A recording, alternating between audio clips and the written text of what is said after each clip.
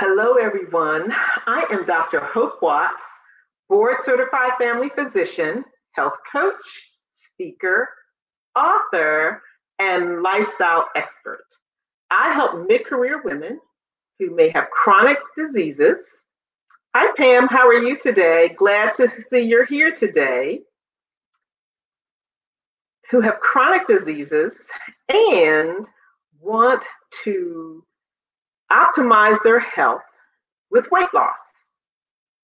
And we do this by finding the right foods and the right exercise to help them in their goals. So today we are going to end Black History Month with a talk about two famous people. Earlier on, we talked about Madam C.J. Walker, and we spent the whole entire time talking about her. I found that her life was fascinating. And I'd heard that she had, developed products and things like that, but we delved into it and got into some of the more details. And she seemed to be she was a very prolific entrepreneur and very prolific at that time also, and did well. So today we are going to find some other famous Black inventors and researchers that contributed to not just to Afro-Americans, but to the country as a whole. And I find it fascinating that we have to have a Black History Month to really celebrate their lives. So we'll give a few more minutes for other people to join, and then we will delve into it. I did have a chance to speak to some of the people that I knew in Texas, and some of them are doing very well. They weathered the storm. Some did not have their electricity cut off. Some did, but they have come through with flying colors.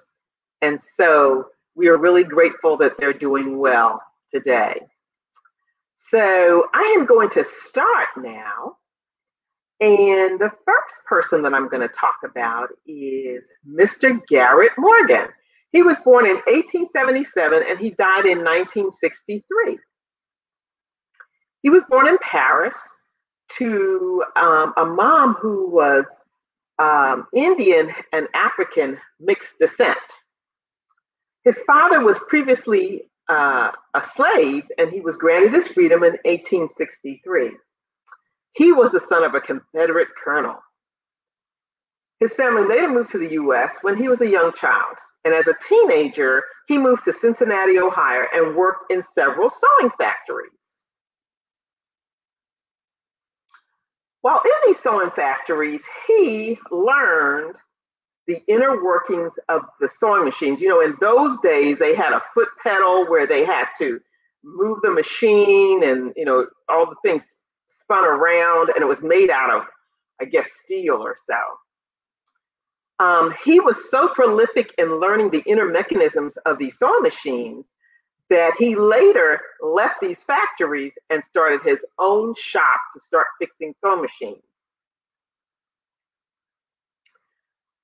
While working in the sewing machine business, however, he noticed that sometimes the sewing needles would burn the fabrics that he would push through. So he worked on a solution to help the sewing machines not burn the fabrics.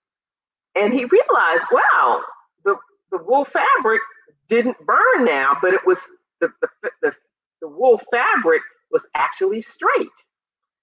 So the researcher that he is, he decided to use a solution on a dog. Now, I'm assuming that the dog had a curly hair, and the dog's hair became straight. So he figured since the dog's hair became straight and he was okay, he tried it on himself. And indeed, his hair was straightened also. And the rest, as they say, is history. He started selling this solution to Afro-Americans and gained financial security as a result. Now, can you imagine? He just happened on this solution that was really not even for people's hair. It was really for to prevent the friction as the sewing machines went through, and he gained financial security from that. And as a result of this, he was able to invest in a device, a breathing device that would help wearers have safe breathing, whether they inhale smoke, noxious gases, and pollutants. And he would go to fire departments and demonstrate how these devices work. This mask was so well built that it became the prototype and the precursor for the gas mask used in World War II. How ingenious is that? And until I researched this person, I didn't even know that he had helped, people straighten their hair, and indeed helped in the war effort. In 1923, he created an addition to the traffic light. In those days, they only had two signals, I guess, stop and go. And then he realized that a lot of people didn't know when to stop. So he added a warning light, which I assume is the yellow light that we have now, so that people driving the vehicle would know when it's almost time for them to stop. He got patents for this traffic light. And he got patents in the United States, the United Kingdom, and Canada. He did so well that he later sold his rights to the traffic lights to General Electric. At his death in 1963, Morgan was honored by the US government for his traffic signal invention. As a result of both inventions, the breathing device and the traffic signals, it was estimated that he had saved countless lives in thousands of firefighters, soldiers, and people who use motor vehicles. And at that time, the motor vehicles weren't as safe as they were now. So if you came out to the intersection and you weren't supposed to, you get hit. You get hit. His work provided a blueprint for many important advancements that came later on. These include the traffic light signals that we have right now and the gas masks that were used in World War II. And we still use gas masks in certain circumstances today. Now, he did have a formula for hair that helped straighten hair, but it is unclear whether this formula is still being used today. I didn't see much more about the hair. It was more about his traffic signal. But I'm amazed at how his intellect, it didn't say that he finished school, but his curiosity and his willing to keep pushing helped him develop all these different things. And the hair straightening was just serendipity. He wasn't even looking for something to straighten hair, but he realized that it was helping. The dog's hair got straightened. He said, well, look, let me try it on my hair. And it worked. And he was able to help probably many people at that time. Now,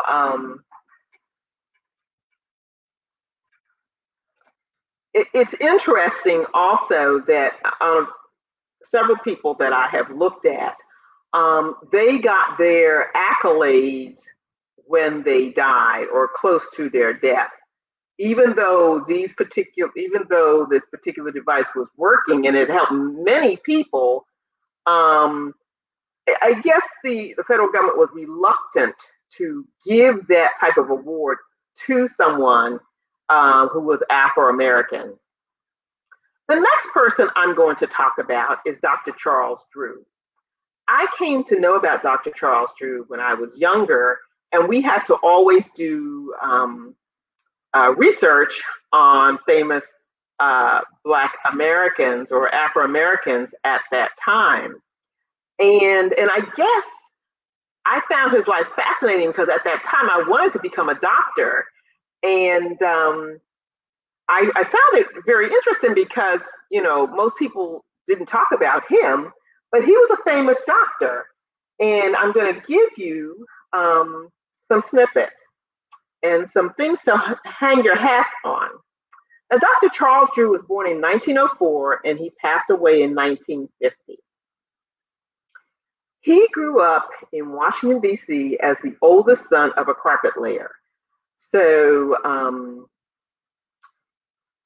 I guess at that time, people were, using carpets and really only the people who had money laid these carpets. So I imagine his father was making a decent living. Charles was an excellent swimmer in elementary school and won several medals. But later on in high school, he changed to football and basketball. And at graduation, he went to Amherst College in 1926 on a sports scholarship. So that was amazing in itself. Many people still get sports scholarships, but you have to be the best of the best. And in those days, how many Black people got sports scholarships? You have to think of that. And that was in 1926. So he must have been very exceptional in order to get that sports scholarship. And I think in those days, it was for the whole 4 years. After graduation, his dream of going to medical school was kind of squelched for a while. He did not have the finances available at that time. So he worked for 2 years as a biology instructor in a local college and later enrolled in McGill University in Montreal, Canada. Now, for those who don't know about McGill University, it is a highly esteemed university in Montreal. I was in Montreal maybe about 4 years ago, and we passed McGill University. You didn't even know where McGill ended. It was such a large university. And I guess he had done his research and decided he probably had a better chance of getting in McGill University than he had in a university in the United States, because of course there was still a lot of prejudice, and even if you got in, there was still probably a lot of prejudice as you were matriculating through the medical college subjects and interactions with the professors. So I guess he felt that going to Montreal, Canada was probably a better place for him to be to learn medicine. Now, while he was at McGill University, he soon became a top student. Remember, he won one of these 4-year scholarships. While he was there, he won a prize for neuroanatomy and became a member of the Alpha Omega Alpha Medical Honor Society. Now, I am not sure what the prize was for neuroanatomy, but neuroanatomy in itself is a very strenuous subject, and became a member of the Alpha Omega Alpha Medical Society. He was doing very well. That means he probably had all A's and maybe a few B's in all his courses. He graduated second in his class and earned both a doctorate degree of medicine and a master of surgical degrees. So he actually came out of medical school with 2 separate degrees. So he was able to do surgery in addition to see patients coming in the office and presenting with colds and flu and things like that. So evidently McGill University was probably a better way to go, because in the US, you would have to go to a residency program to get any surgical specialty training. During his residency, however, he studied with John Bite. And Dr. John Bite was interested in problems regarding blood transfusions. So Dr. Bite took him under his wings and gave him information and background information about blood transfusions. While he was there at McGill University, his father died, and he came back to Washington, D.C. and stayed with his family and became instructor at Howard University Medical School in 1935. He was later awarded a Rockefeller Fellowship to study at Columbia University. Now, the Rockefeller Fellowships are not easy to come by. You have to have a certain amount of standards, you have to have a certain amount of recommendations to get in there because it's a full scholarship for all 4 years.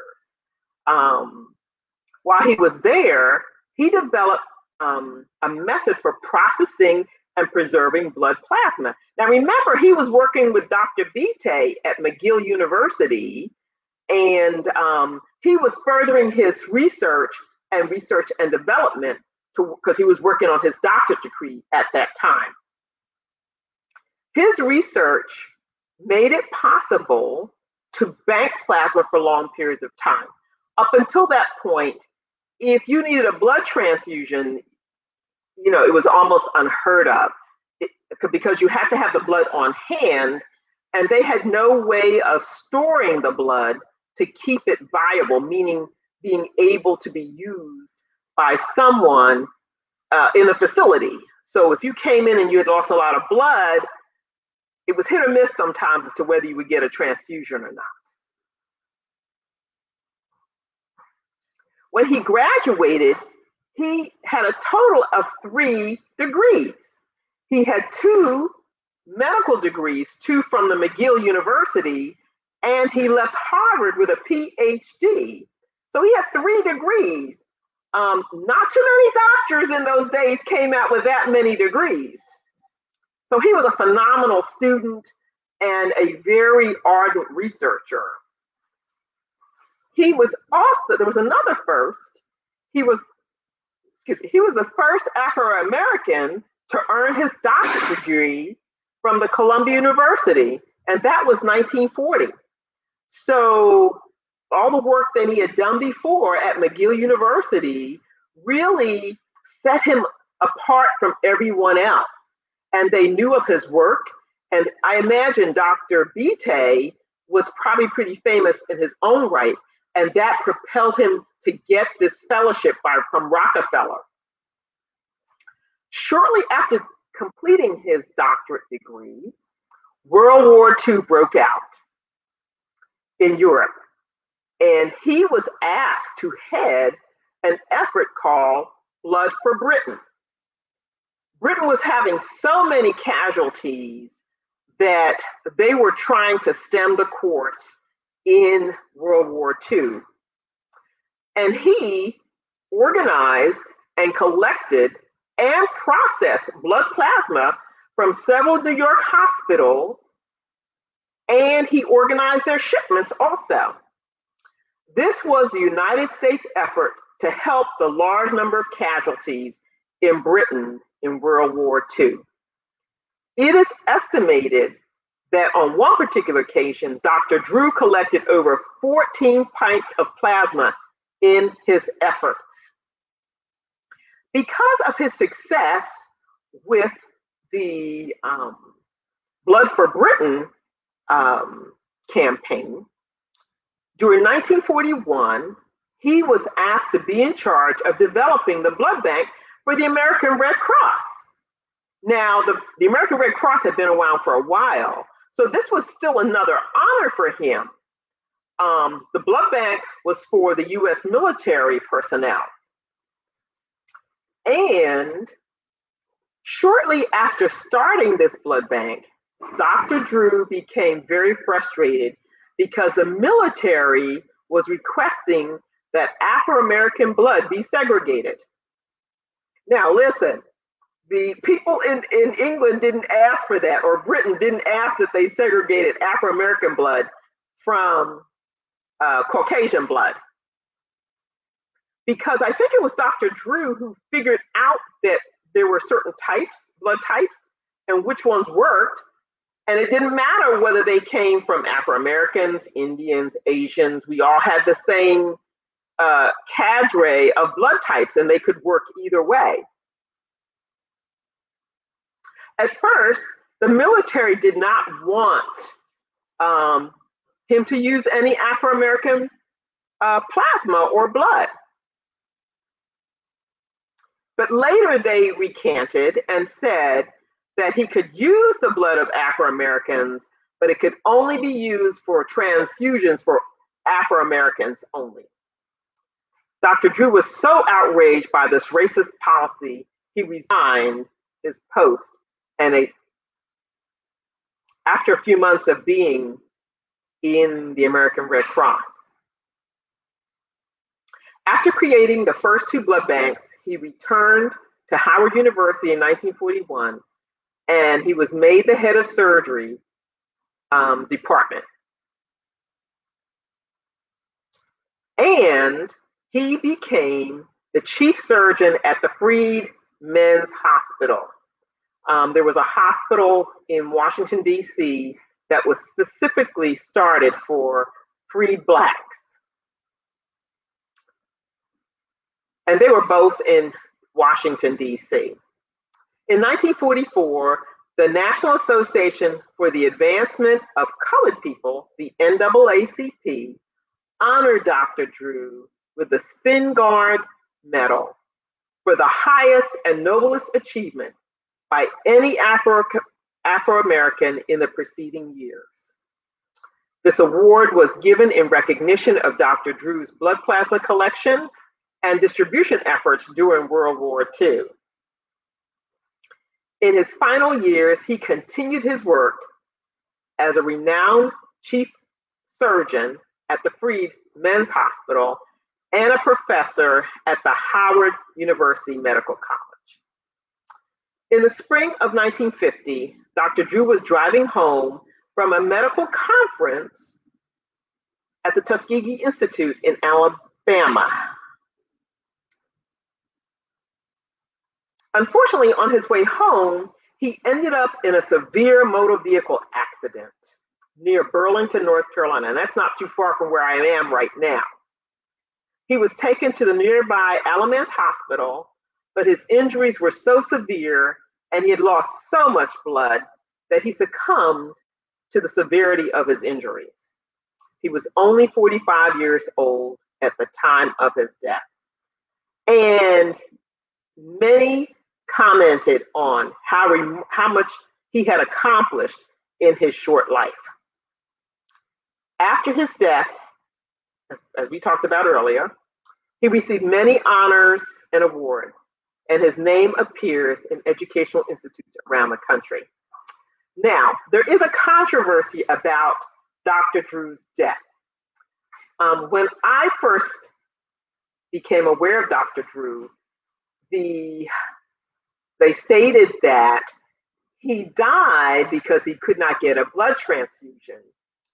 And he was the one that had done the research and brought it to fruition so that everybody could get a blood transfusion.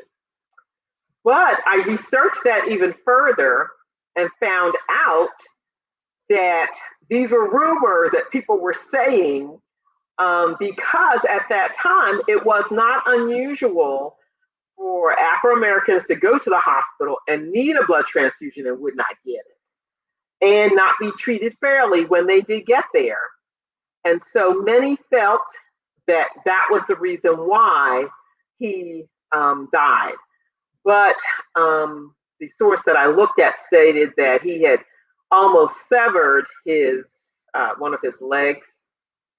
He had lots of trauma to his chest, and he was unable to breathe, and he had trauma to his head. In essence, what they are saying is that the car, because he ran off the road, he fell out of the car and the car fell on him. And so he had very severe injuries and he was not able to survive this type of accident. But he has contributed in many ways.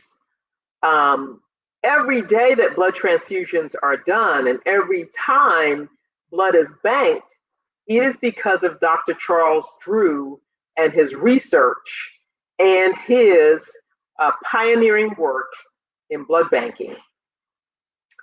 So I hope you enjoyed the stories and the lives of just talented Afro-Americans who contributed to our society, not just to Afro-Americans, but to our society. And many do not know that the traffic light was attributed to Mr. Morgan, Mr. Garrett Morgan. And many in medicine do not know that Dr. Charles Drew did a lot of the major research for plasma and blood banking. So if you have any questions, feel free to put them in the chat.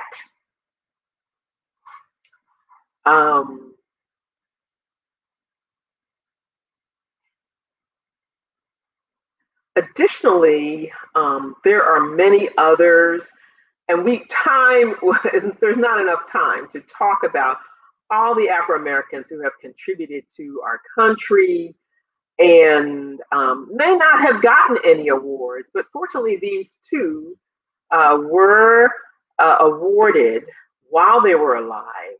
And so we can celebrate their lives in Black History Month.